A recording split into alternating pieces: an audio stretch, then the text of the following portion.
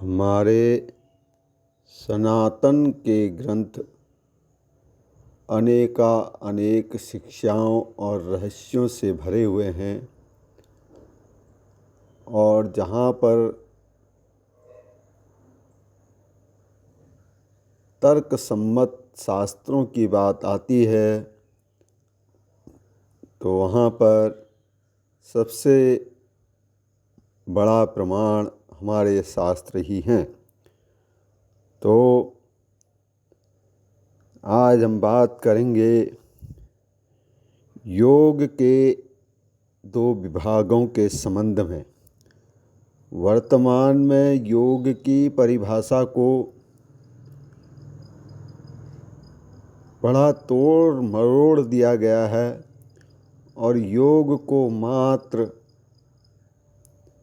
Gymnastic की तरह advance आसनों के नाम से प्रचारित और प्रसारित किया जा रहा है, जबकि योग का क्षेत्र विशद है। अब योग को ही लें तो इस योग के दो विभाग भी हैं जिसका वर्णन हम कर रहे हैं। तो शास्त्र कहता है तद्योगं च द्विधा विद्धि पूर्वोत्तर विभागतः पूर्वं तु तारकं वेद्यात् मनस्कं तदुत्तरमिति। तारकं द्विविधं मूर्ति तारकं मूर्ति तारकमिति तदिन्द्रियान्तं तन्मूर्ति तारकं यद्भ्रूयुगातीतं तदमूर्ति तारकमिति। योग के दो विभाग कहे गए हैं, एक पूर्व विभाग तथा दूसरा उत्तर विभाग। पूर्व विभाग को तारक ब्रह्म कहते हैं और उत्तर विभाग को अमनस्क योग कहते हैं। तारक ब्रह्मा भी दो प्रकार के हैं, एक मूर्ति तारक और दूसरा अमूर्ति तारक। जो इंद्रियों तक सीमित है वह मूर्ति तारक है, जो दोनों भौहों से परे आगे है वह अमूर्ति तारक है। उभयमपि मनोयुक्तौ मभ्यसेत् मनोयुक्तान् तद्दृष्टि तारक प्रकाशाय भवति। उन दोनों अर्थात मूर्ति तारक और अमूर्ति तारक का मनयुक्त मनोयोग पूर्वक होकर अभ्यास हमेशा साधक को करना चाहिए, क्योंकि मनयुक्त अंतर्दृष्टि तारक ब्रह्म को प्रकट करने में सक्षम होता है। भ्रूयुगम मध्य विले तेजस आविर्भावः यत् पूर्वतारकम। इसके बाद भ्रू युगल के मध्य स्थित छिद्र में तेज आविर्भूत होता है, यह पूर्व तारक है। उत्तरम त्वमनस्करम तालुमूलोर्ध्वभागे महाज्योतिर्विद्यते तद्दर्शनात् दक्षिणामादिसिद्धिः। उत्तर विभाग में तो अमनस्क का मतलब मन रहित यदि हम ध्यान करते हैं तो वह अमनस्क ही है।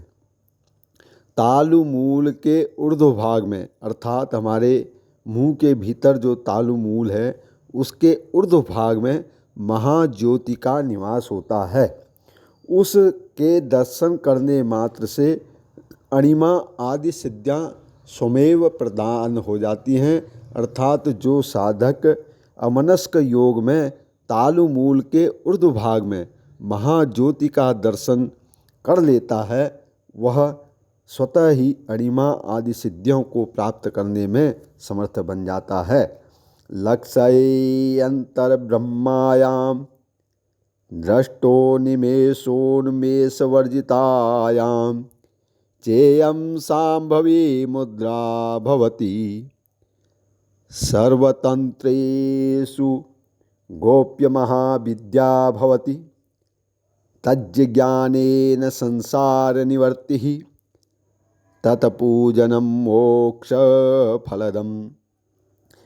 जब लक्ष्य में अंतः ब्रह्म दृष्टि अनिर्मेष स्थिर हो जाती है तो वह सांभवी मुद्रा स्वयं ही हो जाती है। अर्थात जब लक्ष्य में अंतः बाह्य दृष्टि स्थिर हो जाती है, मतलब योग के द्वारा यदि अंतः और बाह्य दृष्टि स्थिर हो जाती है तो वह स्वयं में ही सांभवी मुद्रा कहलाती है।